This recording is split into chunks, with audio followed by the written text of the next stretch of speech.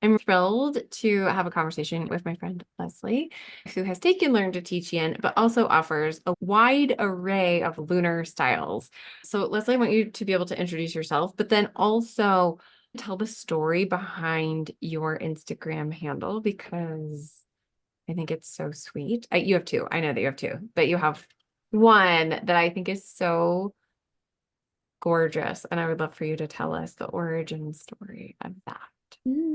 Well, thank you. My name's Leslie. I'm a yoga and meditation teacher in Breckenridge, Colorado. And I am so happy to be here chatting with Carrie today. I love her yin trainings and have gone through all of them as Literally many. everything. Everything I've ever taught, I swear. Ah, and they just complement everything I do in my world. So thank you, Carrie, both for chatting and just for doing what you do. I have a Instagram handle called The Art of Slowing Down, and it was really born of my love of all different ways to slow down, get present, and really connect in a deep way. And I post on the Art of Slowing Down a lot of nature videos, nature medicine, or little clips, whether it's the sound of water running in a stream or wildflowers blowing in the wind, as just to capture those moments where we can take a pause, take a breath, and be really present. Okay, so I kind of want to start the conversation in this format that I've used in the past, talking through talent, training, experience, and ethics, these four contributors to who you are as a teacher and to what it is that you offer. So feel free to start anywhere that feels intuitive for you. To me, talent is something that's sort of like naturally inborn in you or something that you've curated that I don't want to mess up what you might say there. So I'm not going to give you any hints. Training, I think, feels pretty clear. Talent training experience. So like what are the relevant experiences in your personal life, your professional life, whatever it is that colors who you are. And then ethics, if there are some underlying ethical principles that guide you, those general soft qualities that sometimes people are attracted to. So maybe we should start with what are these slower forms of yoga, just so that people acclimate, because sometimes I realize I talk to people and they think they teach a slower form of yoga, and what they're talking about is like what I think of as a vigorous form of yoga. Like a Um, slow flow. right, like a slow vinyasa flow, which is a great slow flow, right? It is a slower thing than a faster thing. But you're truly, I would say that your talent might be in so many of these slower things. So maybe you define what you teach first and then tell us about your talent. I teach a variety of different types of yoga and trainings, and I'm really drawn to this idea of slowing down and ways we can balance and bring a little more presence and awareness into our practice. That includes restorative yoga, yin yoga, and yoga nidra, as well as meditation. And I love teaching pranayama as well, which I weave into all the different styles of yoga that I offer. Wonderful. Now tell us about your talent. What are the talents that make Leslie who she is? I think one of my talents is being able to break bigger concepts into smaller bite sized pieces that are really digestible and help us to both see the bigger picture, but have a tangible way to break things down. And it shows up in all different ways in my life, from in college, I studied natural resource ecology and just how ecosystems work together. I was a snowboarder, competitive professional snowboarder. So I would be breaking down different tricks that I would have to practice and perfect in the half pipe. And that shows up a lot in my trainings and classes as well. This way to just take, whether it's a pose, a practice, a training, and make it understandable and allow everyone to walk away with tools to really benefit them and up level their teaching and empower them to be the best student, teacher, human on their way out the door. Okay, so let's look at talent just as an example in the well of teaching that is yoga nidra. A lot of times people think of yoga nidra as being a very simple practice. You just lay down. And it is. Mhm. The practice itself is very simple, but there are these more complex layered concepts through why we're doing what we're doing or why we guide people in the way that we do. Can you think of an area where there's a level of complexity that's sort of like a Leslie classic of let me take this complex idea in yoga nidra or this less accessible idea in yoga nidra and make it really discernible? Do you have any of those that you can think of? So take that and apply it to something. In the Yoga Nidra training, we talk about the origins of Yoga Nidra. The first place we see it mentioned in the ancient yoga text is the Menduga Upanishad. And it's all about the sound of Om. The whole Upanishad, the whole book is about the sound of Om. And it talks about the different parts of both the symbol and the AUM and the space beyond as our waking state, our dream state, our deep sleep state, and pure consciousness and what is beyond. Hmm. I love that. I love that. I think what's so interesting to me about yoga nidra when I think I practiced yoga nidra before I understood much about it. And I hear this from a lot of other folks too, that you don't real it's such a powerful practice, but you don't realize there's a methodology behind it. And I think that you've just broken it down so succinctly to say, like, okay, this affects all the areas of our lives, whether we're awake, sleep, dreaming, and I don't know what's beyond dreaming. I guess I need to Pure consciousness. pure consciousness. The idea of pure consciousness. I love that. Okay, how about some of your training? So you don't have to list us your whole resume, but give us a couple highlights of the things that maybe position you as a teacher of teachers in the content area of yoga nidra, restorative yoga, these slower practices. Yeah, I would give a shout out of sorts to all of my teachers in those different practices. Rod Stryker, who I've taken an advanced training with in Tantra yoga, as well as yoga nidra and teaching yoga nidra. So I've taken a 5 day training with him on yoga nidra and a 9 day training to go deeper into sharing and teaching it as well. And I'll also mention Judith Lassiter, who I have taken my restorative trainings with. I'm a Relax and Renew certified teacher through her program, as well as some other great trainings along the way. And then, of course, Carrie Quinn for Learn to Teach Yin, who's taught me all about Yin and inspired me in many ways as well. So good. Well, and I love that you shared earlier, like this isn't something that you highlighted, but I actually think it's really relevant.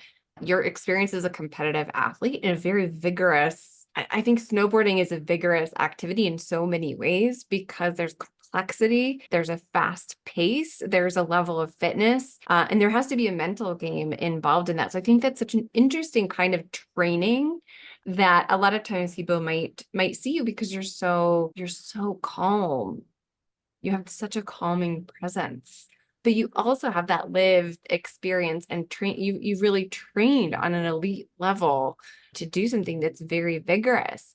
Can you share a little bit about how that yin and yang live inside of you, or how that experience, I know I'm just fast forwarding right into experience, but how that experience in training as a snowboarder has informed your practice of yoga or the teaching of yoga? Absolutely. I used yoga as a tool in so many ways during my athletic career as a snowboarder. It was such a gift to be able to stand at the top of an event where I was like full of nerves, butterflies in my stomach, and trying just to calm myself, calm my nervous system down so I could perform and do my best. So, having the tools of even just simple breathing techniques or being able to tap into a more present and meditative state to be able to balance on those long training days a practice of these slower practices of yoga that can help me refresh and rejuvenate and find that deep kind of refresh or restorative energy that I needed to just do my best. So I feel like I didn't teach at the time, but when I was active in snowboarding, it was such a gift and such a way to balance both mentally, physically, and just connect in a deep way as well. I loved learning that about you because I feel like it lends to me a sense of authenticity to your teaching. I often see teachers that seem calm and like they have all their stuff together, like, oh, they have no experience on the other side of life. They're just naturally calmer kinds of folks. But you really, I mean, I can't think of a more vigorous and challenging athletic pursuit Mhm. than you, because you're literally going fast and upside down and twist. Like, I don't even know the names of all of the things that you do, but you're doing all of these things that are Yeah. the diametric opposite of Mhm. taking a yoga nidra practice, which looks like taking a nap. This is the diametric opposite. So I love that. Are there other elements of your lived experience? So not formal trainings, but other elements that have informed you that you want to share with folks? Yeah, just as a athlete and then also going through just all the ebbs and flows and challenges in my life, yoga nidra has been a really wonderful tool, as well as those other slower practices that I share in the art of slowing down.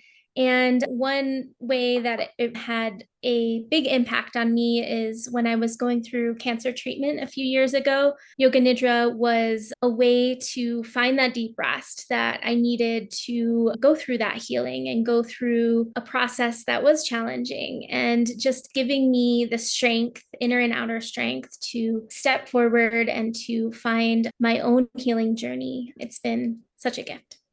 Are there ways that because I've heard this from other folks who have experienced sort of extreme diagnoses or really big physical challenge, that the rest element was really helpful to them. But with your knowledge of yoga nidra, do you feel like, and maybe it's hard for it to sort of know how you would feel outside of that if you didn't know that, but I often will hear people say just relax or just rest, and they don't have the tools or the techniques. Are there ways in which yoga nidra specifically felt accessible to you or healing to you?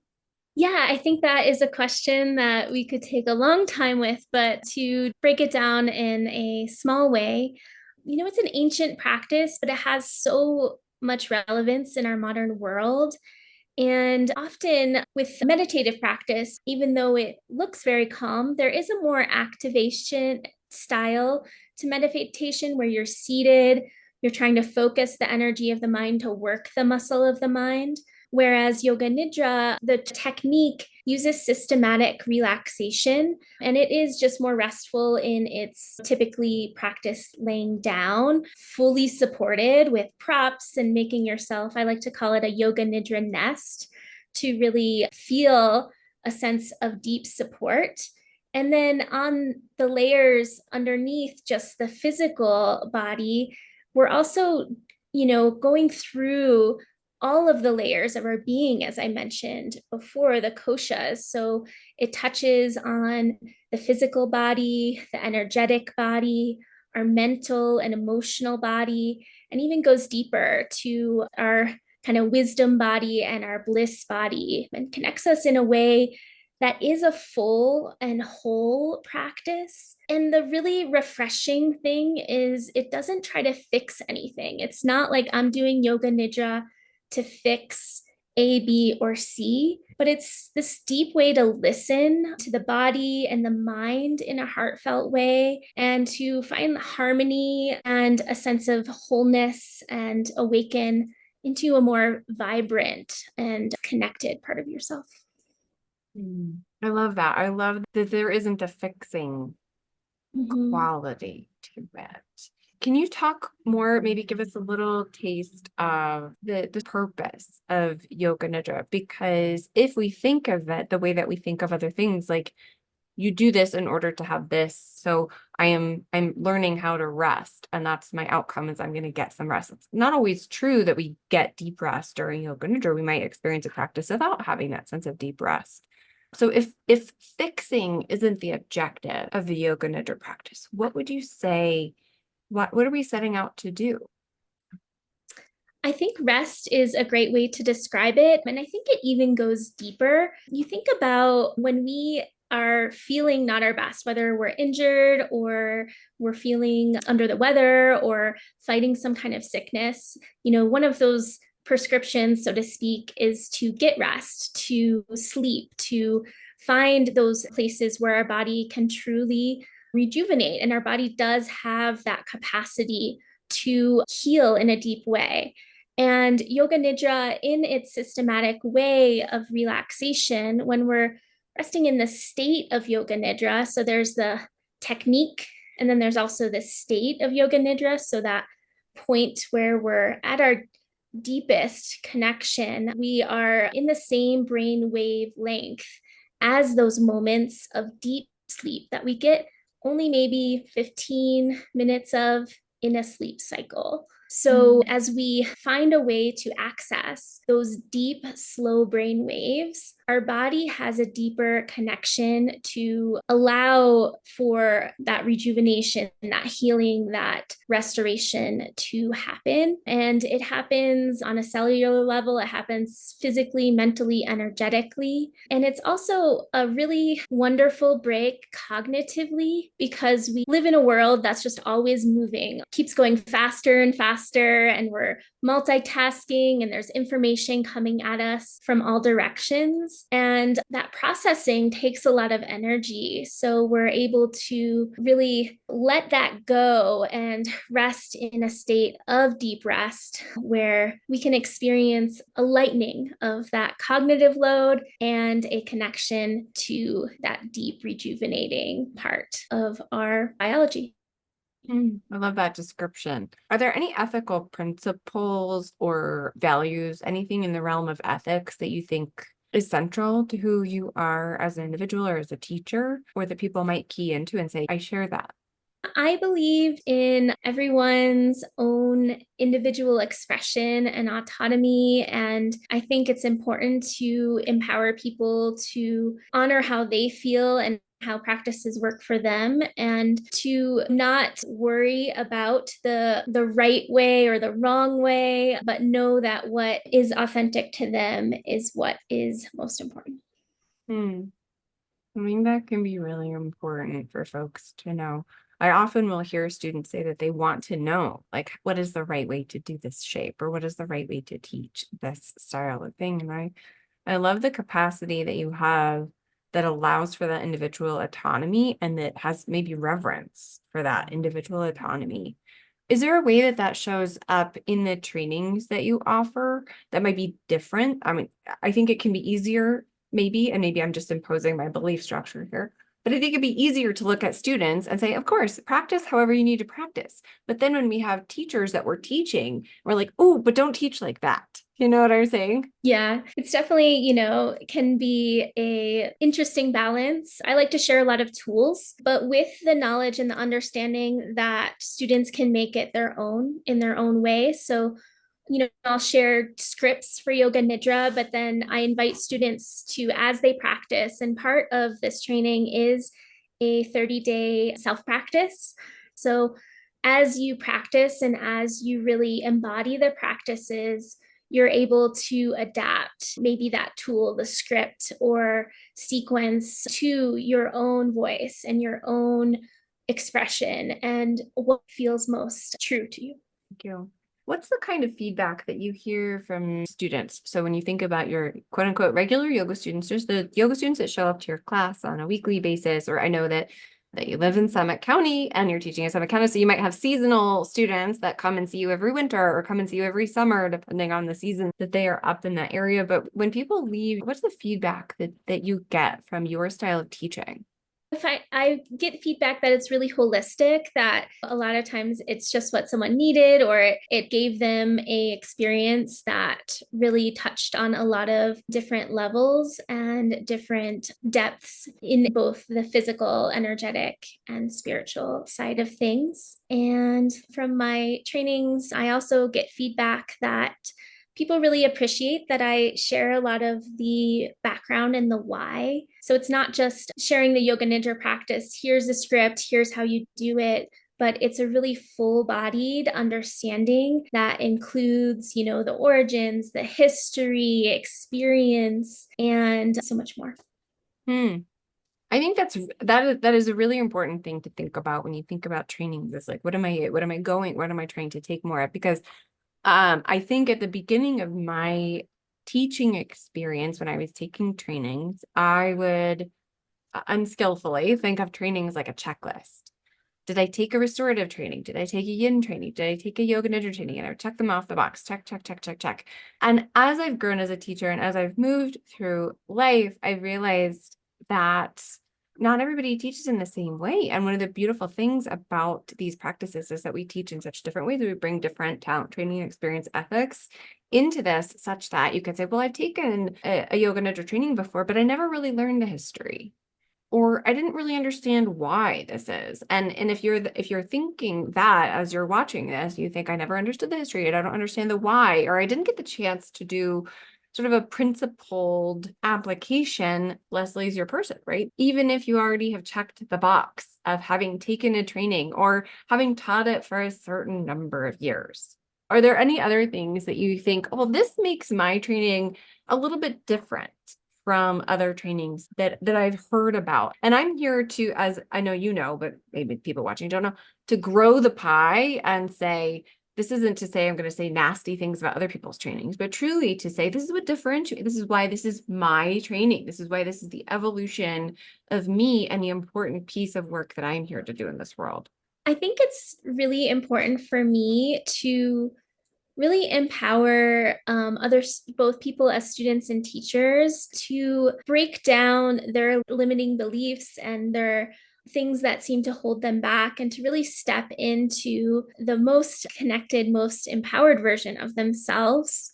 That you can do this. I feel like sometimes you go to trainings and there is an air of that you need so many years or you need so many practices. And yes, I absolutely encourage practice before teaching in any capacity. But I think there's also something to be said by really empowering students to step into the seat of the teacher. I agree wholeheartedly. And I think that there is that strange dance that you have to make between the confidence in teaching what you know and the humility in not teaching what you don't know and finding this space. But I think that you do an excellent job of helping people identify where are they ready to teach and share that practice, and what is in the way of them feeling ready to teach in that way. And then how do you support them in moving beyond in that realm? I'd love to know what is nourishing you right now as a teacher. So maybe that's a book or a practice, a movie, a relationship. What's nourishing you right now? So many things. Definitely lots of nature time and hikes in the summer here in the mountains just fill my heart and soul to the brim. And then definitely some daily practice. And sometimes it looks like yoga nidra, sometimes it looks like chanting mantra or meditation, and sometimes it looks more like a physical practice. So I meet myself where I'm at, and each day can be different, and honoring that space is really nourishing to me. I love that. One thing that I could mention in relation to the question you asked about what it makes your training different is I do share like practices for specific things, like practices for healing, practices for sankalpa or intention setting practice. I do have some yoga nidra if anyone wants to practice on my blog on my website, leslieglenyoga.com. So that's a Yes, good I have. place for people to hear what your voice sounds like and to hear what some of your practices might sound like. What are the takeaways that people have from the training itself? Well, so let's talk specifically about the training that you're offering. I understand that by the time people watch this, it might be a little bit different than what's that, but at this evolution of your training right now, can you give us sort of the quick and dirty, like the not the dates specifically, but how long is the training and what do you learn? What do you take away from the training? What are you ready to do afterwards? The yoga nidra training is 8 hours in person, and then a follow up, both as a mentorship call with me and each student as individuals, and a 30-day yoga nidra practice. So the time we are together ends up being about 8 hours. The one I have coming up is over a weekend in October. And then the follow-up practices we just schedule on our own time. That's great. So when you say they go home with a 30-day practice, is that a recording or is that 10 recordings or is that a script or what does that look like? Yeah, the 30-day practice, I encourage students to do what suits your schedule. So, you'll have a variety of recordings from the training that you'll have access to. So, the idea is to do yoga nidra for 30 days, and it can be up to you whether that's 30 days with a variety of practices or 30 days really honing in on one practice. I love that. How do I convince you to get on to Insight Timer? I should get on to Insight Timer. I just haven't quite made the jump. I've thought about it for years. I just haven't made the dive. I have tons of recordings, but they're mostly either video or audio that I recorded. The first time I taught the art of slowing down was yoga nidra was online. Mm-hmm. So I have like all of the content from that I have broken up the practices to send out to people who take the training and are doing the follow-up 30 days, and then I have a few on the blog as well. And I did Yeah, make a yoga nidra CD with Heidi Erke years ago, which was kind of fun. that is kind of fun. That's Yeah, really fun, actually. I should, I those might be quality enough to just like send. Maybe we should talk a little bit about the Yoga Nidra practice. I also joke that you could read me a recipe for eggplant parmesan. Once you're about 3 minutes into the Yoga Nidra, I am unconscious. You're quote unquote not supposed to fall asleep. So you Mhm. hear that in lots of trainings. I hear that in recordings where people say, don't fall asleep. Set an intention not to fall asleep. And I always feel myself getting a little ornery and being like, I'm gonna fall asleep if I want to. Sleep is the best meditation. The Dalai Lama said so. What's the deal with this? Don't fall asleep thing. So the idea is in yoga nidra that the mind sleeps, the body sleeps, but awareness, this thread of awareness stays aware. And the benefit of finding this thread of awareness that stays aware is we're able to be in a deep sleep state where we're in those deepest brain wave frequencies and we can hold ourselves there. So when we actually fall asleep, there's a great benefit to sleep. And I always say, if you fall asleep, you might have needed the sleep. You need that version of rest today. But if we are able to hold the practice and hold this thread of awareness, we can stay a little more consistent in those really slow frequency brain waves that can provide a benefit that might be more rejuvenating than sleep. So you could take a 20-minute nap or a 20-minute yoga nidra. It's often said that if you really are in a yoga nidra state, that you might feel a little more that rejuvenation in the process. So instead of that afternoon nap where you wake up feeling groggy, ideally in that state of yoga nidra, you complete the practice and you feel refreshed, like a good nap versus the people who are opposed to taking naps or laying down because they're afraid of that really soupy, groggy feeling. Totally. And it can be a great alternative for an afternoon nap. I love an afternoon yoga nidra practice, especially if you have stuff going on after so you don't feel groggy. Yoga nidra can also be a great way to transition in that liminal space from sleep to awake, even if you're just laying in bed. I often do a morning practice just as I get up as a little kind of transition into the day or a Wait, transition from the day you to sleep. wake up and then you do a yoga nidra practice before you get out of bed. Yes, Do you listen to it or do you just sort of go through it in your own mind? That's fascinating. both. Holy cow. Okay, so you wake up, you do your yoga nidra, then you get up and do life. And then maybe if you're going to have a later night or you're feeling groggy, instead of going for a triple shot macchiato, you're doing another yoga nidra practice. Mhm. And sometimes I do yoga nidra as part of like a practice that includes, I might especially if it's in the middle of the day, it can be really good to do some kind of movement, even if it's 10 to 15 minutes of movement to settle the body and the nervous system in a way where you're able to really drop in. So I'll start, maybe I'll do like, there's this really cool practice from the Himalayan tradition called joints and glands that I like to think of as geriatric aerobics because it's like these arm swings and like some like just hip circles. And it's like, I kind of feel like I'm in the park with my wise aging friends and we're doing cool movements. So I'll do something like that or some kind of yoga practice and then drop into yoga nidra.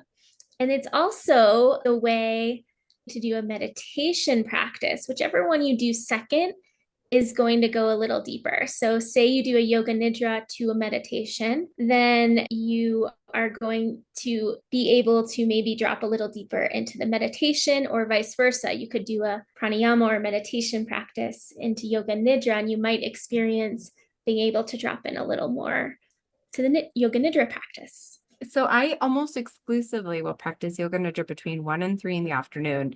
And that's me layering traditions on top of each other because in traditional Chinese medicine, that's a great time to dial things down a little bit and get a little rest before you go into the rest of the day.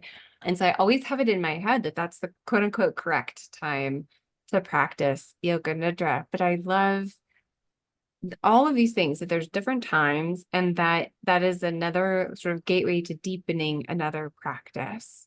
I think there were years and years where I was doing my corporate high heels suitcase airplane life where I would be like, I should do a little practice at home. And I would do 10 minutes of yoga and then like fall asleep flat on my face on the mat and just be like, I'm done. That's not what you're suggesting. You're suggesting that maybe if you need some rest, that you take the rest first, and then that makes the rest of the practice more accessible or more possible. There isn't, I always say, there's all these things out there, like you should have this elaborate morning routine or evening routine, or if you haven't done these 100 things before 6 a.m., you're not a productive person. Obviously, I'm exaggerating, but to me, it's more about doing the practice when it works for you, because if it's not going to work for you for whatever reason, or first thing in the morning, whether that's a yoga practice, meditation, or yoga nidra, it's better to find a time that works for your schedule and that is reasonable and sustainable. And that could be the same time every day, or that could vary depending on the day. It's just most important that you do practice. Hmm.